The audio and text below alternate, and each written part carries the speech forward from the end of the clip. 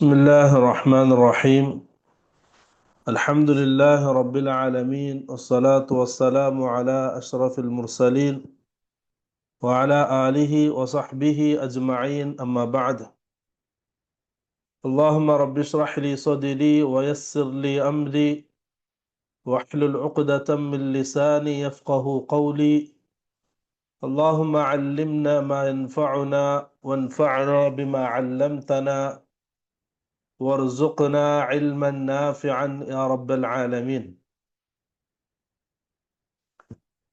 അള്ളാഹു സുബ്ഹാനഹു വ തആല റസൂൽ സല്ലല്ലാഹു അലൈഹി വസല്ലമയുടെ പേരിൽ നമ്മൾ ഈ ഒരുമിച്ച് കൂടിയതിനെ നാളെ ആഖിറത്തിൽ ജന്നാത്തുൽ ഫിർദൗസിൽ നമ്മളെല്ലാവരുടെയും മീസാനിൽ കനം തൂങ്ങുന്ന അമലായി അള്ളാഹു സ്വീകരിക്കുമാറാകട്ടെ. റസൂൽ സല്ലല്ലാഹു അലൈഹി വസല്ലമയുടെ സീറ, ചരിത്രം, ആ ചരിത്രത്തെ സംബന്ധിച്ച് പഠിക്കാനാണ് നമ്മൾ ഒരുമിച്ച് കൂടിയത്. ഇതിന്റെ മുമ്പ് ആമുഖം എന്നോണം റസൂൽ സല്ലല്ലാഹു അലൈഹി വസല്ലമയുടെ കാലഘട്ടത്തിൽ അള്ളാഹിന്റെ റസൂല് ജനിക്കുന്നതിന്റെ മുമ്പ്,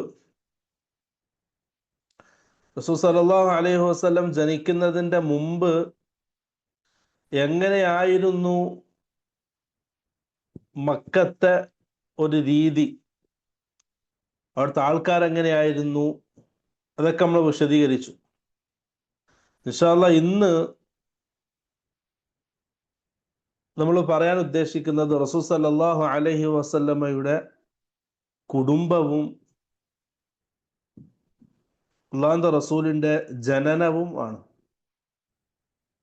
റസൂൽ സല്ലല്ലാഹു അലൈഹി വസല്ലമയുടെ പേര് മുഹമ്മദ് ഇബ്നു അബ്ദുല്ല ഇബ്നു അബ്ദുൽ മുത്തലിബ് ഇബ്നു ഹാഷിം ഇബ്നു അബ്ദി മനാഫ് ഇബ്നു ഖുസയ് ഇബ്നു കിലാബ് ഇബ്നു മുറത്ത് ഇബ്നു കഅബ് ഇബ്നു ലുഅയ് ഇബ്നു ഗാലിബ് ഇബ്നു ഫഹ്ർ ഇബ്നു മാലിക് ഇബ്നു നദ്ർ ഇബ്നു കിനാനത്ത് ഇബ്നു ഖുസൈമ ഇബ്നു മുദ്രികത്ത് ഇബ്നു ഇല്ലാസ് ഇബ്നു മുളർ ഇബ്നു നിസാർ ഇബ്നു മഅദ് ഇബ്നു അദ്നാൻ. റസൂൽ സല്ലല്ലാഹു അലൈഹി വസല്ലമയുടെ കുടുംബ പരമ്പരയാണ് ഈ പറഞ്ഞത്. റസൂലിന്റെ ഉപ്പയിൽ നിന്നും 20 ആൾക്കാർ മുപ്പോഴോട്ട്. ഇസ്മായിൽ നബി അലൈഹിസ്സലാമിന്റെ സന്താന പരമ്പരയിലാണ് റസൂൽ സല്ലല്ലാഹു അലൈഹി വസല്ലമ ജനിക്കുന്നത്. അള്ളാഹുവിന്റെ റസൂലിന്റെ ആ പരമ്പരയാണ് ലോകത്തെ ഏറ്റവും ശ്രേഷ്ഠമായ പരമ്പര. അപ്പൊ റസൂലിന്റെ ഈ നസബ്, അറബിയിൽ നസബ് എന്ന് പറയാം. നമ്മളിങ്ങനെ പേര് പറയുമല്ലോ, എൻ്റെ ഉപ്പാരുപ്പ ഇന്നാള്, ആ ഉപ്പാരുപ്പ ഇന്നാള്, അങ്ങനെ കുടുംബ പാരമ്പര്യത്തിൽ അഭിമാനം കൊള്ളുന്ന ആൾക്കാർ. റസൂൽ സല്ലല്ലാഹു അലൈഹി വസല്ലമയുടെ കുടുംബ പാരമ്പര്യമാണ് ലോകത്തെ ഏറ്റവും വലിയ, ഏറ്റവും ഖൈറായ കുടുംബം. അപ്പം ആ റസൂലിന്റെ പാരമ്പര്യം പഠിച്ചു വെക്കുക എന്നുള്ളത് ഒരു മുസ്ലിമിനെ സംബന്ധിച്ചോളം, അത് അറിയുക എന്നുള്ളത് ഒരു മുസ്ലിമിനെ സംബന്ധിച്ചിടത്തോളം, അല്ലാഹുവിന്റെ റസൂലിന്റെ അനുയായിയാണ്, റസൂൽ എൻ്റെ നേതാവാണ് എന്ന് പറയുന്ന ഒരാളെ സംബന്ധിച്ചിടത്തോളം റസൂൽ സല്ലല്ലാഹു അലൈഹി വസല്ലമയുടെ നസബ് പഠിക്കുക എന്നുള്ളത് വലിയ കാര്യമാണ്. അപ്പം അദ്നാൻ വരെ നമ്മൾ പറഞ്ഞു. റസൂൽ സല്ലല്ലാഹു അലൈഹി വസല്ലം ഖുറൈശി തറവാട്ടുകാരനാണ്. ഖുറൈശി ഗോത്രത്തില് ഹാഷിം എന്ന ഗോത്രമുണ്ട്, അതിൻ്റെ ഉള്ളിൽ, അതിലാണ് റസൂൽ സല്ലല്ലാഹു അലൈഹി വസല്ലം. കാരണം അല്ലാഹുവിന്റെ റസൂൽ സല്ലല്ലാഹു അലൈഹി വസല്ലം റസൂലിന്റെ പരമ്പര പറയുന്നിടത്ത് ഒരു ഹദീസിൽ അല്ലാഹുവിന്റെ റസൂൽ പറയുന്നുണ്ട്, ഇന്നല്ലാഹ അസ്തഫ മിൻ വലദി ഇബ്രാഹിം. അല്ലാഹു സുബ്ഹാനഹു വ തആല ഇബ്രാഹിം നബി അലൈഹിസ്സലാമിന്റെ മക്കളിൽ നിന്ന് ഇസ്മായിൽ നബി അലൈഹിസ്സലാമിനെ തിരഞ്ഞെടുത്തു. വസ്തഫാ മിൻ വലദി ഇസ്മാഈല ബനി കിനാന. ഇസ്മായിൽ നബി അലൈഹിസ്സലാമിന്റെ മക്കളിൽ നിന്ന് ബനു കിനാനയെ തിരഞ്ഞെടുത്തു. വസ്തഫാ മിൻ ബനി കിനാനത ഖുറൈശൻ. ബനു കിനാനയിൽ നിന്നും ഖുറൈശിനെ അള്ളാഹു തിരഞ്ഞെടുത്തു. വസ്തഫ മിൻ ഖുറൈശിൻ ബനി ഹാഷിം, ഖുറൈശ് ഗോത്രത്തിൽ നിന്ന് ഹാഷിം കുടുംബത്തെ അള്ളാഹു തിരഞ്ഞെടുത്തു. വസ്തഫാനി മിൻ ബനി ഹാഷിം, ഹാഷിം ബനു ഹാഷിം, ഹാഷിം കുടുംബത്തിൽ നിന്ന് അള്ളാഹു സുബ്ഹാനഹു വ തആല എന്നെ തിരഞ്ഞെടുത്തു. അപ്പം അള്ളാഹു സുബ്ഹാനഹു വ തആല ഏറ്റവും നല്ല ഒരു പാരമ്പര്യത്തിൽ നിന്നാണ് റസൂൽ സല്ലല്ലാഹു അലൈഹി വസല്ലമയെ തിരഞ്ഞെടുത്തത്. അത് എല്ലാ നബിമാരൊക്കെ തന്നെയാണ്. എല്ലാ നബിമാരും അതത് സമുദായത്തിലേക്ക് വരുന്നത് ആ സമുദായത്തിലെ ഏറ്റവും നല്ല കുടുംബത്തിലായിരിക്കും. എല്ലാ നബിമാരും ഏറ്റവും നല്ല കുടുംബത്തിലാണ് നബിമാരുണ്ടാവുക. മുൻകാല നബിമാരൊക്കെ അതത് സമുദായത്തിലേക്ക് മാത്രം ചുരുക്കപ്പെട്ട നബിമാരാണ്. പക്ഷെ നമ്മുടെ റസൂൽ സല്ലല്ലാഹു അലൈഹി വസല്ലം ഇന്ന് ഖിയാമത്ത് നാൾ വരെ വരാനുള്ള മാലോകർക്ക് മുഴുവനായിട്ടുള്ള റസൂലാണ്. അപ്പം അവരെക്കാൾ, മുൻകാല പ്രവാചകന്മാരെക്കാൾ ഏറ്റവും നല്ല കുടുംബ പാരമ്പര്യമുള്ള ആളാണ് റസൂൽ സല്ലല്ലാഹു അലൈഹി വസല്ലം. അതിനിടയിൽ ഒരു കാര്യം സൂചിപ്പിക്കാനുണ്ട്. നമ്മുടെ ചരിത്രകാരന്മാർ, സാധാരണ ചരിത്രകാരന്മാരൊക്കെ ഇസ്ലാമിനെതിരെ, ഇസ്ലാമിന്റെ പാരമ്പര്യം എങ്ങനെ ഇല്ലാതാക്കും എന്ന രീതിയിലുള്ളതാണ് എല്ലാ ചരിത്രവും. നമ്മൾ സ്കൂളിലൊക്കെ കോളേജിലൊക്കെ പഠിക്കുന്ന ലോക ചരിത്രത്തില് ഇപ്പം നൂഹ് നബി അലൈഹിസ്സലാമിന്റെ കാലഘട്ടം, ആ ഒരു കാലഘട്ടത്തെ സംബന്ധിച്ച് നമ്മൾ ചരിത്രത്തിൽ പരിശോധിച്ചാൽ നൂഹി കാലഘട്ടം എന്ന് എവിടെയും കാണാൻ കഴിയില്ല, ഇസ്ലാമിക ചരിത്രത്തിലല്ലാതെ. അവിടൊക്കെ എന്താണ്, ടൈഗ്രീസ് യുഫ്രട്ടീസ് നദീതട സംസ്കാരം എന്ന രീതിയിൽ ഒരു സംസ്കാരം പഠിപ്പിക്കും. ശരിക്കും അത് നൂഹ് നബി അലൈഹി ഇസ്ലാമിന്റെ കാലഘട്ടമാണ്. പിന്നെ വന്നാല് ബാബിലോണിയൻ നദീതട സംസ്കാരം, ശരിക്കും ഇബ്രാഹിം നബി അലൈഹി ഇസ്ലാമിന്റെ കാലഘട്ടത്തെ സംബന്ധിച്ചാണ് ചരിത്രത്തിൽ അവിടെ പറയുന്നത്. പിന്നെ അവിടുന്ന് ഇങ്ങോട്ട് വന്നാല് നൈൽ നദീതട സംസ്കാരം, മൂസാ നബി അലൈഹി ഇസ്ലാമിന്റെ കാലഘട്ടത്തെ സംബന്ധിച്ചുള്ള ചരിത്രമാണ്. റസൂൽ സല്ലല്ലാഹു അലൈഹി വസല്ലമയുടെ കാലഘട്ടത്തെ സംബന്ധിച്ച്, ആ അറബികളെ സംബന്ധിച്ചും ഇന്ന് ചരിത്രത്തിൽ പഠിപ്പിക്കപ്പെടുന്ന ഡാർക്ക് ഏജ് എന്ന രീതിയിലാണ്. നമ്മൾ പലരും അങ്ങനെയാണ് മനസ്സിലാക്കിയിട്ടുള്ളതും. ഡാർക്ക് ഏജ്, ഒന്നിനും കൊള്ളാത്തൊരു സമൂഹം. പ്രിയമുള്ളവരെ, അത് ശരിക്കും ഇസ്ലാമിന്റെ ശത്രുക്കള് ഇസ്ലാമിനെയും റസൂൽ സല്ലല്ലാഹു അലൈഹി വസല്ലമയെയും ഇല്ലാതാക്കാൻ വേണ്ടി അവരുണ്ടാക്കിയ ഒരു ചരിത്രമാണത്. നമ്മൾ കഴിഞ്ഞ ക്ലാസ്സിൽ സൂചിപ്പിച്ചു, ഖുറൈശികളെ സംബന്ധിച്ച് നല്ല പക്വമതികളായ, ബുദ്ധിമതികളായ, സംസ്കാര സമ്പന്നരായ ഒരു വിഭാഗമായിരുന്നു അറബികൾ. അവരിൽ അധാർമികത ഉണ്ടായിരുന്നെങ്കിലും, ഷിർക്കും അനുബന്ധിച്ച അധാർമികതകൾ അവരിൽ ഉണ്ടായിരുന്നെങ്കിലും, അവർ ഡാർക്ക് ഏജ് എന്ന് പറഞ്ഞ് ചരിത്രത്തിൽ തള്ളപ്പെടേണ്ട ഒരു സമൂഹമായിരുന്നില്ല. പക്ഷെ ചരിത്രകാരന്മാർ, ഇസ്ലാമിനെതിരെയുള്ള ചരിത്രകാരന്മാര് അങ്ങനെ ആക്കി തീർത്തതാണ്. വളരെ ഖേദകരെന്ന് പറയട്ടെ, മുസ്ലിങ്ങൾ എന്ന് പറയുന്ന നമ്മളും ഇപ്പം അതൊരു ഡാർക്ക് ഏജ് കാലഘട്ടമായിരുന്നു എന്ന് പറഞ്ഞ് അതിനെ പ്രിയമുള്ളവർ, അങ്ങനെ തള്ളുന്നത് നമ്മൾ റസൂലിന്റെ ഈ കുടുംബ പാരമ്പര്യത്തെ മോശമാക്കി കാണിക്കുന്ന രീതിയിലുള്ള സംസാരമാണ്. അതുകൊണ്ട് അതൊരു പ്രത്യേകം നമ്മൾ ശ്രദ്ധിക്കേണ്ടത്. ആരായിരുന്നു ഖുറൈശികള്? റസൂൽ സല്ലല്ലാഹു അലൈഹി വസല്ലമയുടെ തറവാട്ടുകാര്, റസൂലിന്റെ കുടുംബം, അവരൊക്കെ ആരായിരുന്നു? അവരിൽ അധാർമികതകളുണ്ട്, ഷിർക്കും അനുബന്ധിപ്പിച്ച ഓരോ മൂലച്യുതികളും അവരുടെ ജീവിതത്തിൽ സംഭവിച്ചിട്ടുണ്ടെങ്കിലും അവരൊക്കെ സംസ്കാര സമ്പന്നരായ, വലിയ തറവാട്ടുകാരായ, വലിയ ബുദ്ധിമതികളും എല്ലാമായ ഒരു വിഭാഗം ആൾക്കാരായിരുന്നു. പക്ഷെ ചരിത്രം അങ്ങനെയല്ല നമ്മളെ പഠിപ്പിക്കപ്പെട്ടിട്ടുള്ളത്. അതുകൊണ്ട് റസൂൽ സല്ലല്ലാഹു അലൈഹി വസല്ലമയുടെ ചരിത്രം പഠിക്കുന്ന നമ്മൾ ആ ഒരു കാലഘട്ടത്തെ സംബന്ധിച്ച് ഡാർക്ക് ഏജ് എന്ന് ഒരിക്കലും ആ രീതിയിൽ പരിചയപ്പെടുത്തരുത്. അത് വലിയ അബദ്ധമാണ്. സാന്ദർഭികമായിട്ട് സൂചിപ്പിച്ചെന്നേ ഉള്ളൂ. അപ്പൊ റസൂൽ സല്ലല്ലാഹു അലൈഹി വസല്ലം മക്കയിൽ ഏറ്റവും ഉന്നതമായ ഒരു കുടുംബത്തിലാണ് അല്ലാഹുവിന്റെ റസൂല് വരുന്നത്. റസൂൽ സല്ലല്ലാഹു അലൈഹി വസല്ലമയുടെ ഉപ്പാപ്പ അബ്ദുൽ മുത്തലിബ്, റസൂലിന്റെ ഉപ്പ അബ്ദുല്ലാന്റെ ഉപ്പ അബ്ദുൽ മുത്തലിബ്. ഈ അബ്ദുൽ മുത്തലിബിന്റെ യഥാർത്ഥ പേര് ഷെയ്ബത്തുൽ ഹംദ് എന്നാണ്. അബ്ദുൽ മുത്തലിബിന്റെ യഥാർത്ഥ പേര് ഷൈബത്തുൽ ഹംദ്. അദ്ദേഹത്തിന് അബ്ദുൽ മുത്തലിബ് എന്ന് പേര് കിട്ടാൻ ഒരു ചെറിയൊരു ചരിത്ര സംഭവമുണ്ട്. അബ്ദുൽ മുത്തലിബിന്റെ ഉപ്പ ഹാഷിം, സല്ലല്ലാഹു അലൈഹി വസല്ലമയുടെ ഉപ്പ അബ്ദുള്ള, അബ്ദുള്ളയുടെ ഉപ്പ അബ്ദുൽ മുത്തലിബ്, അബ്ദുൽ മുത്തലിബിന്റെ ഉപ്പ ഹാഷിം. അതാണ് ബനു ഹാഷിം, ഹാഷിം കുടുംബം. ഈ ഹാഷിം എന്ന ആള് മക്കക്കാരനാണ്. അദ്ദേഹം മക്കയിൽ ജീവിച്ചിരിക്കെ മദീനയിൽ കച്ചവടത്തിന് വേണ്ടി പോയപ്പോ മദീനയിൽ ഒരു കല്യാണം കഴിച്ചു. ആ മദീനയിൽ അദ്ദേഹത്തിന് ഒരു കുട്ടിയുണ്ടായി. ആ കുട്ടിയുടെ പേരാണ് ഷൈബത്തുൽ ഹംദ്. അങ്ങനെ ഹാഷിം വയസ്സായി മക്കയിൽ വഫാത്താകുന്ന സമയം തൻ്റെ സഹോദരൻ മുത്തലിബിനോട് പറഞ്ഞു, എനിക്ക് മദീനയിൽ ഒരു കുടുംബമുണ്ട്, അവിടെ ഒരു മകനുണ്ട്. അങ്ങനെ അദ്ദേഹം മരണപ്പെട്ടു. അദ്ദേഹത്തിന്റെ ഹാഷിമിന്റെ മരണശേഷം ഹാഷിമിന്റെ സഹോദരൻ മുത്തലിബ് മദീനയിലേക്ക് വന്നു. മദീനയിലേക്ക് വന്നിട്ട്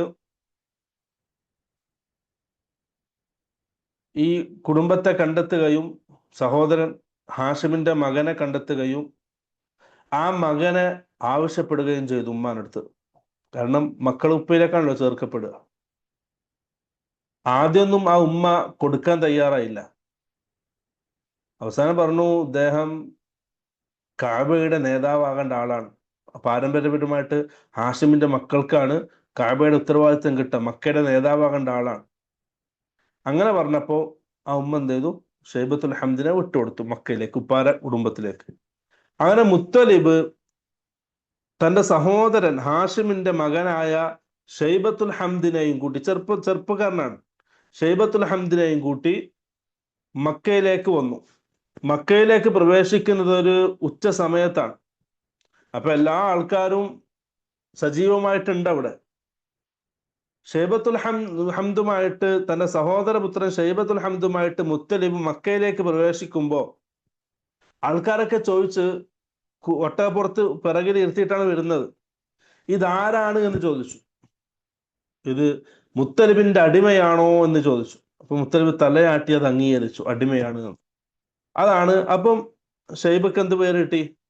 അബ്ദുൽ മുത്തലിബ്, മുത്തലിബിന്റെ അടിമ, മുത്തലിബിന്റെ അടിമ എന്ന് എല്ലാവരും പറയാൻ തുടങ്ങി. അങ്ങനെ ആ പേരിൽ മക്കയിൽ ഷൈബത്തുൽ ഹംദ് അറിയപ്പെട്ടു. അങ്ങനെ ഷൈബ എന്ന പേര് ഇല്ലാതായി അബ്ദുൽ മുത്തലിബ് എന്ന പേരിൽ അദ്ദേഹം അറിയപ്പെട്ടു. അതാണ് അബ്ദുൽ മുത്തലിബ്. ആ അബ്ദുൽ മുത്തലിബിന്റെ മകനായിട്ടാണ് അബ്ദുള്ള ജനിക്കുന്നത്. റസൂൽ സല്ലല്ലാഹു അലൈഹി വസല്ലമയുടെ പിതാവ് അബ്ദുള്ള. അബ്ദുൽ മുത്തലിബ് മക്കയിൽ ജീവിച്ചു. ആ മക്കയുടെ നേതാവായി, കഅബ പരിപാലിക്കുന്ന മക്കയുടെ നേതാവായി അബ്ദുൽ മുത്തലിബ്. അങ്ങനെ അബ്ദുൽ മുത്തലിബ് അള്ളാഹിന്റെ അടുക്കൽ നേർച്ച. നമ്മൾ കഴിഞ്ഞ ക്ലാസ്സിൽ പറഞ്ഞിരുന്നു മക്കത്തെ മുശ്രിക്കിന്റെ വിശ്വാസം എന്തായിരുന്നു. അവര് അള്ളാഹുവിനെ പൂർണ്ണമായിട്ടും അറിയുന്നവരായിരുന്നു. അള്ളാഹിനെ അറിയാത്ത നമ്മുടെ നാട്ടിലെ ഹിന്ദുക്കളെ പോലെ ഒരു വിഭാഗമായിരുന്നില്ല. അങ്ങനെ വരുത്തി തീർത്തതാണ് നമ്മുടെ നാട്ടിലെ സമസ്തക്കാര്, ആ രീതിയിലാക്കി തീർത്തതാണ് ചരിത്രത്തെ. അപ്പൊ അബ്ദുൽ മുത്തലിബ് അള്ളാഹ്ക്ക് വേണ്ടി ഒരു നേർച്ച ചെയ്തു. എന്താണ് നേർച്ച? എനിക്ക് 10 മക്കൾ ഉണ്ടാവുകയാണെങ്കിൽ അതിലൊരാളെ അള്ളാഹ്ക്ക് വേണ്ടി ഞാൻ ബലികർമ്മം നടത്തും. ആരുടെ നേർച്ചയാണ്? അബ്ദുൽ മുത്തലിബിന്റെ നേർച്ചയാണ്. അങ്ങനെ അബ്ദുൽ മുത്തലിബിന് 10 മക്കളുണ്ടായി. അബ്ദുൽ മുത്തലിബിന്റെ 10 മക്കള്. അതിൽ അബ്ദുൽ മുത്തലിബിന് ഏറ്റവും പ്രിയപ്പെട്ട ഒരു മകനായിരുന്നു അബ്ദുള്ള, റസൂൽ സല്ലല്ലാഹു അലൈഹി വസല്ലമയുടെ ഉപ്പ. അങ്ങനെ അറക്കാൻ വേണ്ടി തീരുമാനിച്ചു. അതിൽ 10 മക്കളിൽ ഒരാൾ അള്ളാഹുവിന് വേണ്ടി അറക്കണം. കാരണം ആ നേർച്ച പൂർത്തീകരിക്കണം. ഞാൻ നേരത്തെ പറഞ്ഞല്ലോ, അവർ ഡാർക്ക് ഏജ് എന്ന് പറഞ്ഞ് തള്ളിക്കളയേണ്ട ഒരു സമുദായമായിരുന്നില്ല അവർ. ചരിത്രകാരന്മാർ, ഇസ്ലാമിനെതിരെയുള്ള ചരിത്രകാരന്മാർ ആ രീതിയിൽ ഇസ്ലാമിനെ പരിചയപ്പെടുത്താൻ വേണ്ടിയിട്ട്, അല്ലാതെ റസൂലിനെ ആ രീതിയിൽ തരം താഴ്ത്താൻ വേണ്ടിയിട്ട് ആരുമല്ലാത്ത ഒരാളായിരുന്നു എന്ന് വരുത്തി തീർക്കാൻ ചരിത്രകാരന്മാർ ചരിത്രത്തെ വളച്ചൊടിച്ചതാണ്. ആ ഒരു കാര്യം നമ്മൾ പ്രത്യേകം ശ്രദ്ധിക്കണം. ഇന്ന് സർവ്വസാധാരണമായിട്ട് ഇസ്ലാമിക പ്രാസംഗികമാരൊക്കെ ഡാർക്ക് ഏജ് യുഗം എന്ന് പറഞ്ഞാൽ ആ ഒരു ചരിത്ര ജാഹിലിയത്തെ പരിചയപ്പെടുത്തുക. അല്ല, അങ്ങനെയല്ലായിരുന്നു. അങ്ങനെ അബ്ദുൽ മുത്തലിബ് തന്റെ നേർച്ച പൂർത്തീകരിക്കാൻ തീരുമാനിച്ചു. 10 മക്കളുടെ പേര് എഴുതിയിട്ട് നെറുക്കിട്ടു. ആരെയാണ് അറുക്കേണ്ടത്? നെറുക്ക് വീണത് അബ്ദുല്ലാന്റെ. അബ്ദുല്ല ആണെങ്കിൽ അബ്ദുൽ മുത്തലിബിന് ഏറ്റവും പ്രിയപ്പെട്ട മകനും.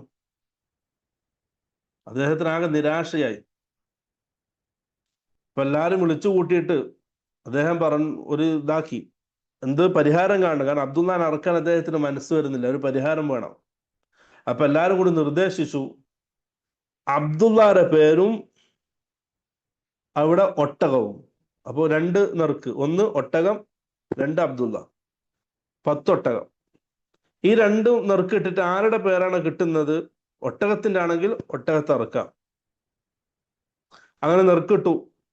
വീണ്ടും നെറുക്കെടുത്തപ്പോ അബ്ദുല്ലാന്റെ പേര്. അപ്പം 10 ഒട്ടകത്തെ കൂട്ടി. അങ്ങനെ പിന്നെ നെറുക്കിട്ടു, അബ്ദുല്ലാന്റെ പേര്.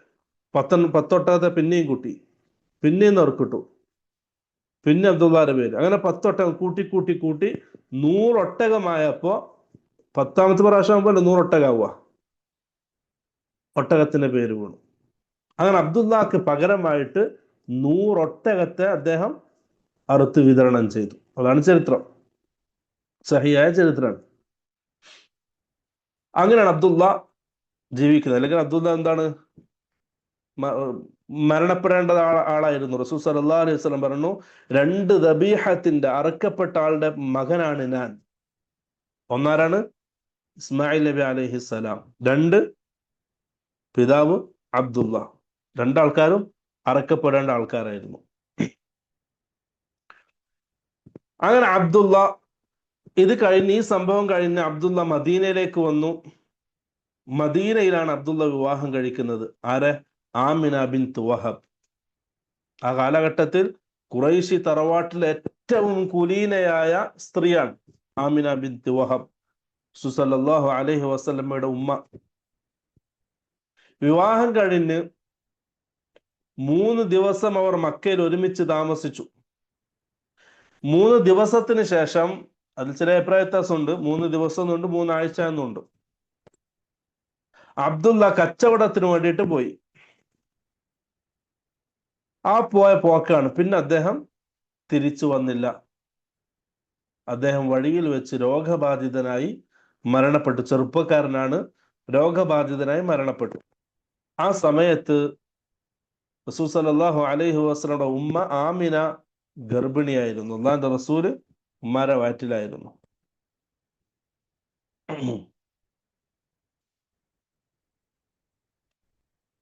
റസൂൽ സല്ലല്ലാഹു അലൈഹി വസല്ലമയുടെ ഉമ്മ ആമിന ബിൻത് വഹബ്, ഉപ്പ വഫാത്തായാലും, ഉപ്പ മരണപ്പെട്ടു. റസൂൽ സല്ലല്ലാഹു അലൈഹി വസല്ലമ ഉമ്മാരെ വയറ്റിലായിരിക്കെ തന്നെ പിതാവ് നഷ്ടപ്പെട്ട ആളാണ്. ജനിക്കുന്നതിനും അല്ലാഹുവിന്റെ റസൂല് പിതാവിനെ കണ്ടിട്ടില്ല. ഉമ്മ ആമിന, റസൂൽ സല്ലല്ലാഹു അലൈഹി വസല്ലം ഒരു ഹദീസിൽ പറയുന്നുണ്ട്, സഹാബാക്കൾ ചോദിച്ചു, അള്ളാഹുവിന്റെ റസൂലെ, താങ്കളെ സംബന്ധിച്ച് നമുക്കൊന്ന് വിശദീകരിച്ച. താങ്കളുടെ താങ്കളുടെ ചെറുപ്പം, താങ്കളുടെ ആ പ്രസവത്തെ സംബന്ധിച്ചൊക്കെ താങ്കളൊന്ന് വിശദീകരിച്ച. റസൂൽ സല്ലല്ലാഹു അലൈഹി വസല്ലം പറഞ്ഞു, അന ദഅവതു അബി ഇബ്രാഹിം, ഞാൻ എൻ്റെ പിതാവ് ഇബ്രാഹിം നബി അലൈഹിസ്സലാമിന്റെ ദുആക്ക് കാരണമായിട്ടാണ്. റസൂൽ ഇബ്രാഹിം നബി അലൈഹിസ്സലാം ദുആ ചെയ്തല്ലോ മക്കൾക്ക് വേണ്ടിയിട്ട്, ആ മക്കളെ ഇമാമാക്കാൻ വേണ്ടിയിട്ട്. ആ ദുആന്റെ ഭാഗമാണ് ഞാൻ. അതുപോലെ തന്നെ വബുശ്റ ഈസ അലൈഹിമസ്സലാം, ഈസാ നബി അലൈഹിസ്സലാം സന്തോഷ വാർത്ത അറിയിച്ച ആളാണ് ഞാൻ. അഥവാ ഇഞ്ചീലിലൂടെ ഈസാ നബി അലൈഹിസ്സലാം സന്തോഷ വാർത്ത അറിയിച്ചിട്ടുണ്ട്, എനിക്ക് ശേഷം മുഹമ്മദ് എന്നൊരു പ്രവാചകൻ വരാനുണ്ടെന്ന് സന്തോഷ വാർത്ത അറിയിച്ച ആളാണ് ഞാൻ. പിന്നെ ഒരു മുഅ്ജിസത്ത് പറയാണ് റസൂൽ സല്ലല്ലാഹു അലൈഹി വസല്ലമയുടെ, വറഅത് ഉമ്മി ഹീന ഹമലത് ബി, എന്നെ ഗർഭം ധരിച്ച സമയത്ത് എന്റെ ഉമ്മ കണ്ടു, അന്നഹു ഖറജ മിൻഹാ നൂറുൻ, എന്റെ ഉമ്മയിൽ നിന്നും ഒരു പ്രകാശം ഇങ്ങനെ പുറത്തു പോകുന്നത് എന്റെ ഉമ്മ കണ്ടു. അദാഅത് ലഹു ഖുസൂറു ഷാം, ആ പ്രകാശത്തിൽ ഷാമിലെ വലിയ വലിയ കൊട്ടാരങ്ങൾ പ്രകാശിക്കുന്നതായിട്ട് എൻ്റെ ഉമ്മ കണ്ടു. അത് റസൂൽ സല്ലല്ലാഹു അലൈഹി വസല്ലമയുടെ ഒരു മുഅ്ജിസത്താണ്. വരാനിരിക്കുന്ന കുട്ടി ഒരു നബിയാകാനുള്ള കുട്ടിയാണെന്ന് അറിയിക്കാൻ വേണ്ടിയിട്ടുള്ള ഒരു കാര്യമാണ്. റസൂൽ സല്ലല്ലാഹു അലൈഹി വസല്ലമയുടെ ഉമ്മ ഇങ്ങനെ കാണാണ്, അദ്ദേഹത്തിന്റെ ശരീരത്തിൽ നിന്നും, മഹദിയുടെ ശരീരത്തിൽ നിന്നും ഒരു പ്രകാശം ഇങ്ങനെ പോയി, എന്നിട്ട് ഷാമിലെ കൊട്ടാരങ്ങള് പ്രകാശിക്കുന്നത് കണ്ടു. ഇത് റസൂൽ സല്ലല്ലാഹു അലൈഹി വസല്ലം സഹാബാക്കൾക്ക് പറഞ്ഞു കൊടുത്തൊരു സംഭവമാണ്.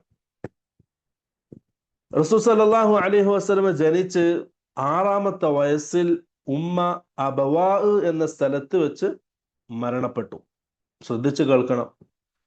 റസൂൽ സല്ലല്ലാഹു അലൈഹി വസല്ലം മാതാപിതാക്കളെ സംബന്ധിച്ച് അഹ്ലുസുന്നത്ത് വൽ ജമാഅത്തിന്റെ ഇടയിൽ എന്താണ് അവരുടെ അഭിപ്രായം എന്നുള്ളത് നമ്മൾ ശരിക്കും മനസ്സിലാക്കണം.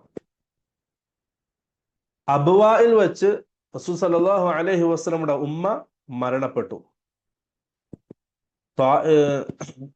മദീനയുടെ മക്കയുടെയും ഇടയിലുള്ള ഒരു സ്ഥലമാണ് അബവാ. ഇനി റസൂൽ സല്ലല്ലാഹു അലൈഹി വസല്ലമയുടെ ഉമ്മയും ഉപ്പയും അവരെന്തായാലും മുസ്ലിം ആയിട്ടില്ല.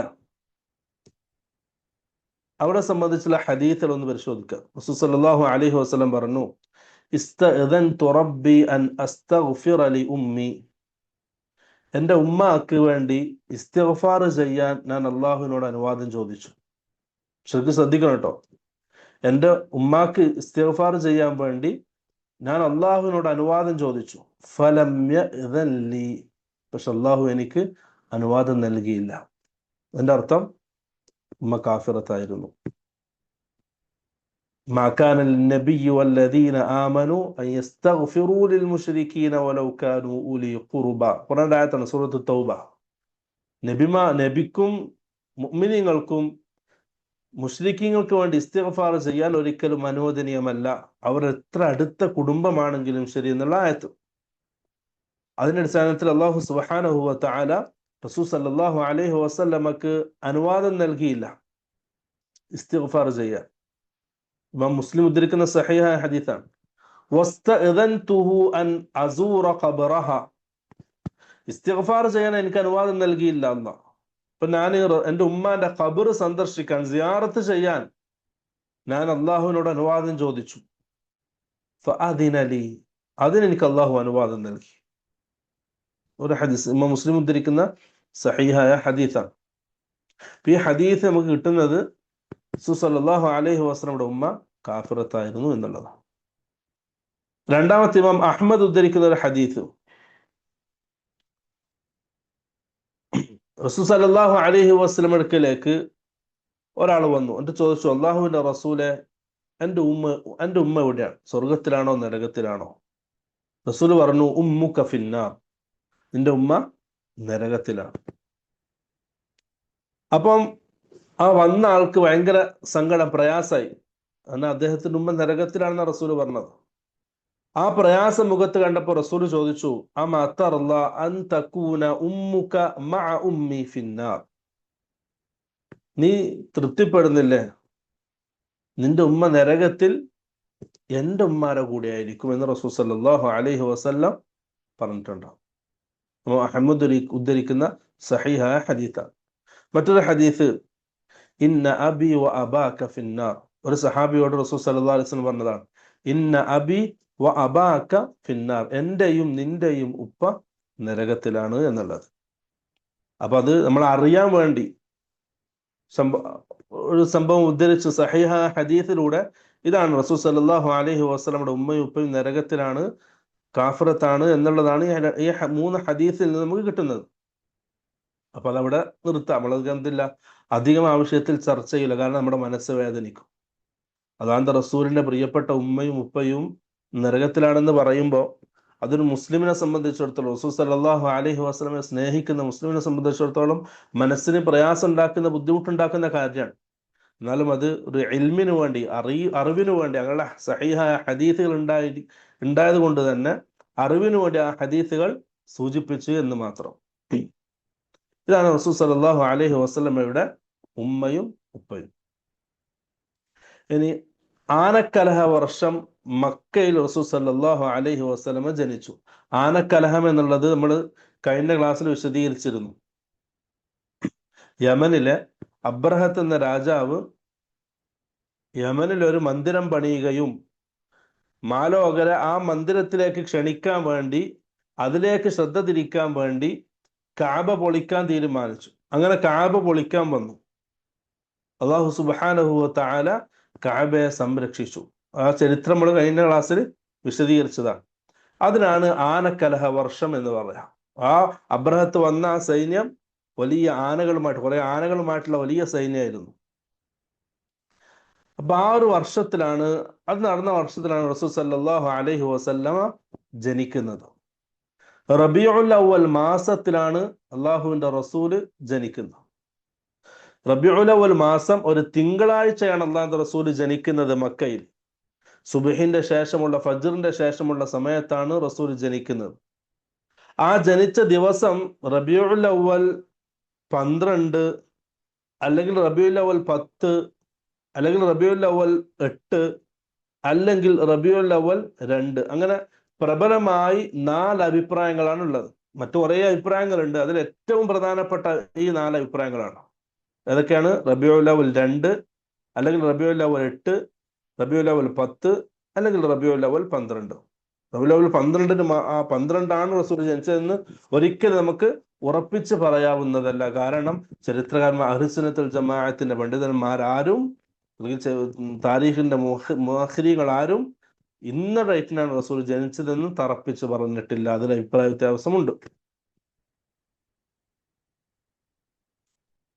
അതിന്റെ ഇടയിൽ സാന്ദർഭികമായിട്ടൊരു കാര്യം സൂചിപ്പിക്കാനുള്ളത്, റസൂൽ സല്ലല്ലാഹു അലൈഹി വസല്ലമയുടെ ജന്മദിനം ആഘോഷിക്കുക എന്നുള്ളത് ഹറാമാണ്. ആരുടെയും ജന്മദിനം ആഘോഷിക്കാൻ പറ്റൂല, റസൂൽ നിരോധിച്ചതാണ്. പ്രത്യേകിച്ച് റസൂൽ സല്ലല്ലാഹു അലൈഹി വസല്ലമയുടെ ജന്മദിനം ആഘോഷമാക്കുക എന്നുള്ളത് ഹറാമാണ്. കാരണം ഒന്ന്, അത് ഏത് ദിവസമാണെന്ന് തറപ്പിച്ച് നമുക്ക് പറയാൻ കഴിയില്ല. 2, റസൂൽ സല്ലല്ലാഹു അലൈഹി വസല്ലമയോ സഹാബാക്കളോ ആ ഒരു രീതി നമുക്ക് കാണിച്ചു തന്നിട്ടില്ല. റസൂൽ സല്ലല്ലാഹു അലൈഹി വസല്ലം നുബുവത്തിന് ശേഷം 23 വർഷം ജീവിച്ചു റസൂലായിട്ട്. ആ 23 വർഷവും അല്ലാഹുവിന്റെ റസൂല് ജന്മദിനം ആഘോഷിച്ചതായിട്ട് കാണാൻ കഴിയില്ല. അല്ലാഹുവിന്റെ റസൂലിന് ശേഷം ഹിജ്റ 100 വരെ സഹാബാക്കൾ ജീവിച്ചു. ഒരു സഹാബിയും റസൂൽ സല്ലല്ലാഹു അലൈഹി വസല്ലമയുടെ ജന്മദിനം ആഘോഷിച്ചതായി നമുക്ക് കാണാൻ കഴിയില്ല.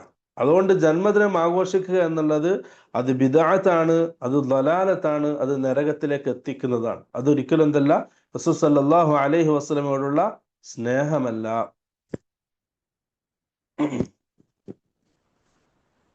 ഇമാം ഫാക്കിഹാനി റഹിമഹുല്ലാഹ്, അദ്ദേഹം ഈ റസൂൽ സല്ലല്ലാഹു അലൈഹി വസല്ലമയുടെ ജന്മദിനം ആഘോഷിക്കുന്ന ആൾക്കാരെ സംബന്ധിച്ച് പറഞ്ഞൊരു വാക്കുണ്ട്, അൽ മൗലിദു ബിദ്അത്തുൻ. റസൂലിന്റെ ജന്മദിനം ആഘോഷിക്കുക എന്നുള്ളത് ബിദ്അത്താണ്. അഹ്ദസഹ അൽ ബത്താലൂന വശഹ്വതു നഫ്സിൻ. അത് ഉണ്ടാക്കിയത് അലസന്മാരാണ്, ദീനിൽ ശ്രദ്ധയില്ലാത്ത ആൾക്കാരാണ് അത് ഉണ്ടാക്കിയത്.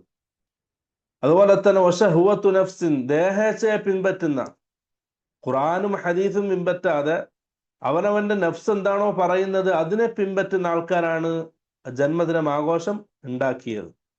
ഇഅ്തന ബിഹ അൽ അക്കാലൂൻ. അത് പിന്നെ കൊണ്ടു നടന്നത് നല്ല ശാപ്പാട്ട് വീരന്മാരായ തീറ്റക്കാരാണ് അത് കൊണ്ടു നടന്നത്. കാരണം അതിന്റെ പേരിൽ ആഘോഷമാക്കി ഭക്ഷണം പാകം ചെയ്ത് അത് വിളമ്പി അത് വിതരണം ചെയ്ത് അങ്ങനെ ഭക്ഷണം അടിക്കുന്ന ആൾക്ക്, നല്ല തിന്നുന്ന ആൾക്കാർക്ക് നല്ല ഉപയോഗമുണ്ട്. അതുകൊണ്ട് അതാണ് വഅ്തന ബിഹി അൽ അക്കാലൂൻ. ഈ ജന്മദിനം കൊണ്ടു നടക്കുന്ന ആൾക്കാരാണ് തീറ്റ കൊതിയന്മാരാണ്. ഇമാം ഫാക്കിഹാനി റഹ്മത്തുള്ളാഹി പറഞ്ഞ വാക്കുകളാണ്. ഇത് റസൂൽ സല്ലല്ലാഹു അലൈഹി വസല്ലമയുടെ ജന്മദിനം ആഘോഷിക്കൽ ഹറാമാണ്. അങ്ങനത്തെ ഒരു സമ്പ്രദായം ഇസ്ലാമിൽ ഇല്ല. കാരണം സഹാബാക്കൾ ആരും അത് ചെയ്തിട്ടില്ല. അന്ന് സഹാബാക്കളുടെ ജീവിതകാലത്ത് സഹാബാക്കള് എന്താണോ ദീനായി കൊണ്ട് നടന്നത് ഖിയാമത്ത് നാൾ വരെ അത് മാത്രമാണ് ദീൻ. സഹാബാക്കളുടെ ജീവിതകാലത്ത് എന്തൊക്കെ അല്ല ദീനല്ലായിരുന്നോ അത് ഖിയാമത്ത് നാൾ വരെ ദീനാവുകയും ഇല്ല. ആ ഒരു കാര്യം നമ്മൾ ഉറപ്പിച്ച് മനസ്സിലാക്കുക. ഇനി റസൂൽ സല്ലല്ലാഹു അലൈഹി വസല്ലമയുടെ ജനിച്ച ദിവസം തിങ്കളാഴ്ച ആണെന്ന് ഉറപ്പുണ്ട്. കാരണം റസൂൽ സല്ലല്ലാഹു അലൈഹി വസല്ലമയോട് തിങ്കളാഴ്ച ദിവസത്തെ നോമ്പിനെ സംബന്ധിച്ച് ചോദിച്ചു സഹാബ. തിങ്കളാഴ്ച ദിവസം പ്രത്യേകമായ സുന്നത്ത് നോമ്പുള്ളതാണ് അല്ലെ. എല്ലാ തിങ്കളാഴ്ചയും വ്യാഴാഴ്ചയും സുന്നത്താക്കപ്പെട്ട നോമ്പുകളുണ്ട്. അപ്പൊ ആ നോമ്പിനെ സംബന്ധിച്ച് റസൂലിനോട് ചോദിച്ചപ്പോൾ അല്ലാഹുവിന്റെ റസൂൽ പറഞ്ഞു, ഫീഹി വുലിത്തു, തിങ്കളാഴ്ച ദിവസമാണ് ഞാൻ ജനിച്ചത്. വഫീഹി ഉൻസില അലയ്യ, ആ തിങ്കളാഴ്ച ദിവസമാണ് എനിക്ക് നുബുവത്ത് കിട്ടിയതും. അപ്പൊ റസൂല് ജനിച്ചതിന്റെ പേരിൽ റസൂൽ എന്ത് ചെയ്തു? നോമ്പ് വെക്കാനാണ് കൽപ്പിച്ചത്. പക്ഷെ നമ്മുടെ നാട്ടിലോ റസൂൽ ജനിച്ചതിന്റെ പേരിൽ ആഘോഷവും തീറ്റയും കുടിയും അതാണ്. അപ്പൊ അതൊക്കെ എന്താണ്? പൂർണ്ണമായും റസൂലിന്റെ സുന്നത്തിനെതിരാണ്. റസൂൽ സല്ലല്ലാഹു അലൈഹി വസല്ലമയുടെ ജന്മദിനം ആഘോഷിക്കുക എന്നുള്ളത് ബിദ്അത്താണ്, ഹറാമാണ്, അത് ദലാലത്താണ്. ഒരിക്കലും റസൂൽ സല്ലല്ലാഹു അലൈഹി വസല്ലമയോടുള്ള സ്നേഹമല്ല അത്.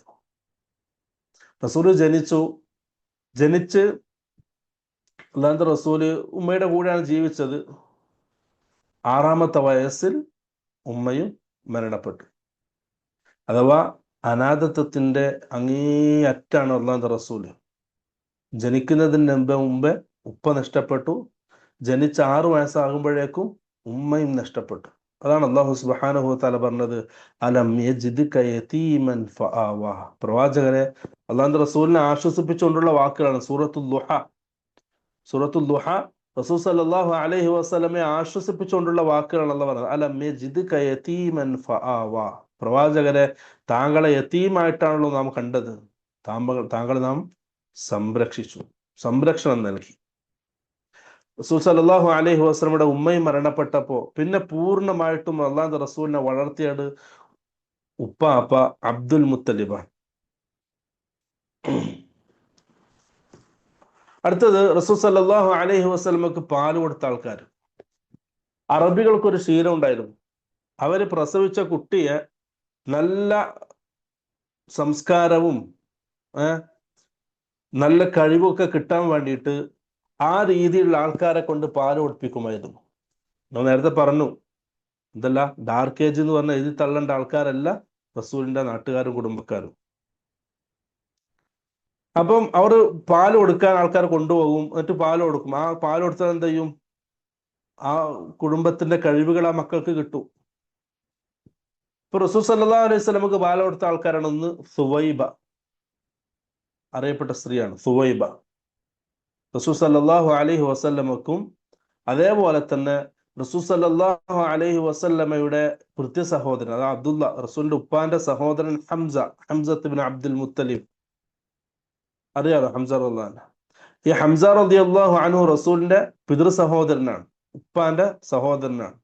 അതേപോലെ തന്നെ മുലകുടി ബന്ധത്തിൽ റസൂലിന്റെ സഹോദരനാണ്. കാരണം ഈ ഹംസ റളിയല്ലാഹു അൻഹും റസൂലിനും ആര് പാല് കൊടുത്തിട്ടുണ്ട്? സുവൈബ എന്ന ആള് പാല് കൊടുത്തിട്ടുണ്ട്. സുവൈബ ഹിജറ 7 മരണപ്പെടുന്നത്.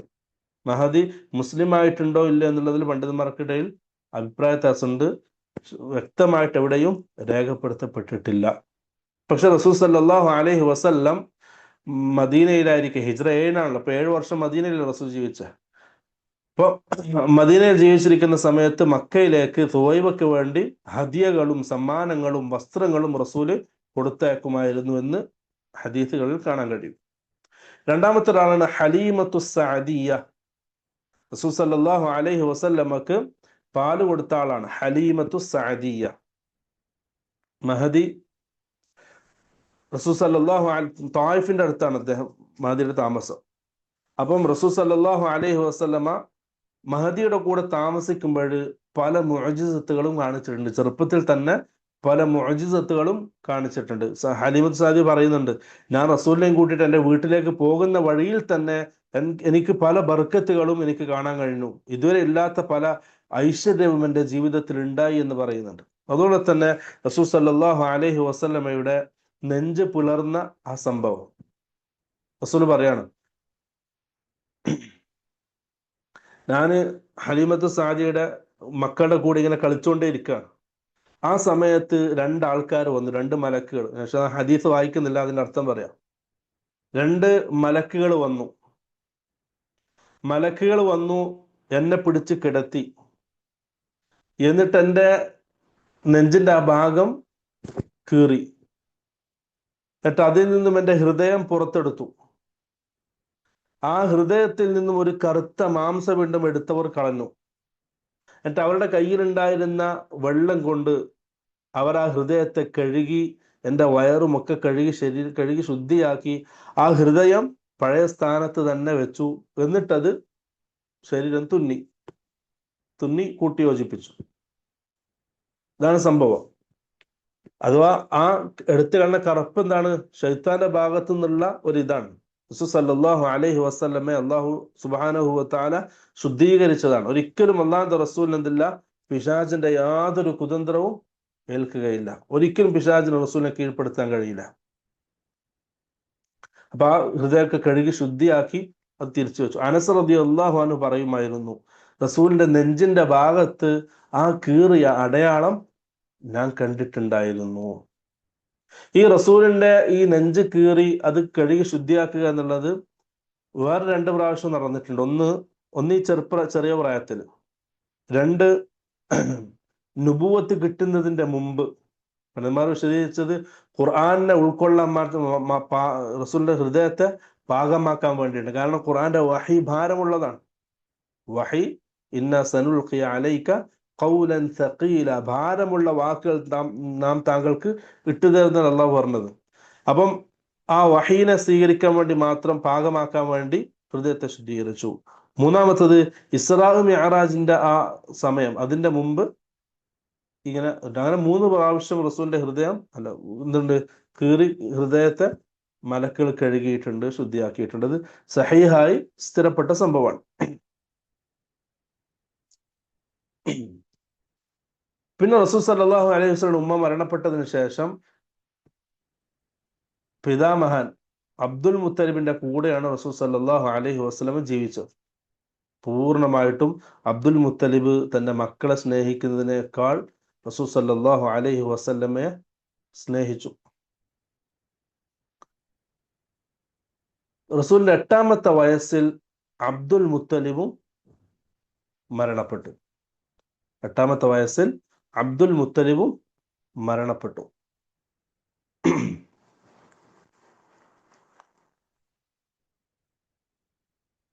റസൂൽ സല്ലല്ലാഹു അലൈഹി വസല്ലം സഹാബാക്കൾ ചോദിക്കുന്നുണ്ട്, അത്തദ്കുറു മൗത അബ്ദുൽ മുത്തലിബ്, അല്ലാഹുവിന്റെ റസൂലെ, അബ്ദുൽ മുത്തലിബിന്റെ മരണത്തെ സംബന്ധിച്ച് താങ്കൾ ഓർക്കുന്നുണ്ടോ? താങ്കൾക്ക് എന്തെങ്കിലും ഓർമ്മയുണ്ടോ? അപ്പൊ റസൂൽ പറഞ്ഞു, അതെ, അന യൗമ ഇദിൻ ഇബ്നു 8 സിനീൻ, അന്ന് എനിക്ക് 8 വയസ്സായിരുന്നു. ഉമ്മു ഐമൻ റളിയല്ലാഹു അൻഹ റസൂൽ സല്ലല്ലാഹു അലൈഹി വസല്ലം പരിചരിച്ച സ്ത്രീകൾപ്പെട്ട ഒരാളാണ്. ഉമ്മു ഐമൻ പറയുന്നുണ്ട്, അബ്ദുൽ മുത്തലിബ് മരണപ്പെട്ട് അവിടെ ഇങ്ങനെ കിടക്കുന്ന സമയം അബ്ദുൽ മുത്തലിബിന്റെ കട്ടിലിന്റെ പിറകിലായിട്ട് റസൂൽ നിന്ന് കരയുന്നത് ഞാൻ കണ്ടിരുന്നു. കാരണം റസൂൽ സല്ലല്ലാഹു അലൈഹി വസല്ലമക്ക് എല്ലാവരും നഷ്ടപ്പെട്ടു. 8ാമത്തെ വയസ്സിൽ തന്നെ പിതാമഹനും നഷ്ടപ്പെട്ടു. അത്രയും രീതിയിൽ യതീമായിട്ടാണ് അള്ളാഹുവിന്റെ റസൂൽ വളർന്നത്. നമുക്കത് സങ്കല്പിക്കാൻ കഴിയില്ല. ആ ഒരു സാഹചര്യം, റസൂലിന്റെ ജീവിത രീതി. ജനിക്കുന്നതിന് മുമ്പ് ഉപ്പ മരണപ്പെട്ടു, 6ാമത്തെ വയസ്സിൽ ഉമ്മയും നഷ്ടപ്പെട്ടു, 8ാമത്തെ വയസ്സിൽ എല്ലാ രീതിയിലും അള്ളാഹുവിന്റെ റസൂലിന്റെ സംരക്ഷകനായ അബ്ദുൽ മുത്തലിബും മരണപ്പെട്ടു. തീർത്തും അനാഥത്വത്തിലാണ് അള്ളാഹുവിന്റെ റസൂൽ സല്ലല്ലാഹു അലൈഹി വസല്ലം ജീവിതം ആരംഭിച്ചത്. അബ്ദുൽ മുത്തലിബിന്റെ മരണശേഷം റസൂൽ സല്ലല്ലാഹു അലൈഹി വസല്ലമയുടെ ഉത്തരവാദിത്തം അബൂ താലിബ് ഏറ്റെടുക്കുകയാണ്. അബ്ദുൽ മുത്തലിബിന്റെ മകൻ അബൂ താലിബ്, റസൂൽ സല്ലല്ലാഹു അലൈഹി വസല്ലമയുടെ ഉപ്പയുടെ സഹോദരൻ, പിതൃ സഹോദരൻ അബൂ താലിബ് റസൂൽ സല്ലല്ലാഹു അലൈഹി വസല്ലമയുടെ സംരക്ഷണം ഏറ്റെടുക്കുകയാണ്. അവിടെ നിന്ന് അങ്ങോട്ട് റസൂലിന്റെ ജീവിതം വേറൊരു രീതിയിലേക്ക് ദിശ മാറുകയാണ്. ഇൻഷാ അല്ലാഹ് നമുക്ക് എന്ത് ചെയ്യാം, അവിടെ നിന്ന് അങ്ങോട്ട് അടുത്ത ക്ലാസ്സിൽ വിശദീകരിക്കാം. റസൂൽ സല്ലല്ലാഹു അലൈഹി വസല്ലമയെ സംബന്ധിച്ച് പഠിക്കാനും അതൊക്കെ മനസ്സിലാക്കാനും അല്ലാഹു സുബ്ഹാനഹു വ തആല നല്ല തൗഫീഖ് നൽകി അനുഗ്രഹിക്കുമാറാകട്ടെ. ഇനിയും ഒരുപാട് കാര്യങ്ങൾ അല്ലാഹുവിന്റെ റസൂലിനെ കുറിച്ച് സംബന്ധിച്ച് പറയാനും അത് കേൾക്കാനും മനസ്സിലാക്കാനും അള്ളാഹുവിൻ്റെ റസൂലിനെ സ്നേഹിക്കാനും സ്വന്തത്തെക്കാൾ അള്ളാഹുവിൻ്റെ റസൂലിനെ സ്നേഹിക്കാനും അള്ളാഹു സുബ്ഹാനഹു വ തആല നല്ല തൗഫീഖ് നൽകി അനുഗ്രഹിക്കുമാറാകട്ടെ. وآخر دعوانا أن الحمد لله رب العالمين. سبحانك اللهم وبحمدك أشهد أن لا إله إلا أنت أستغفرك وأتوب إليك. السلام عليكم ورحمة الله وبركاته.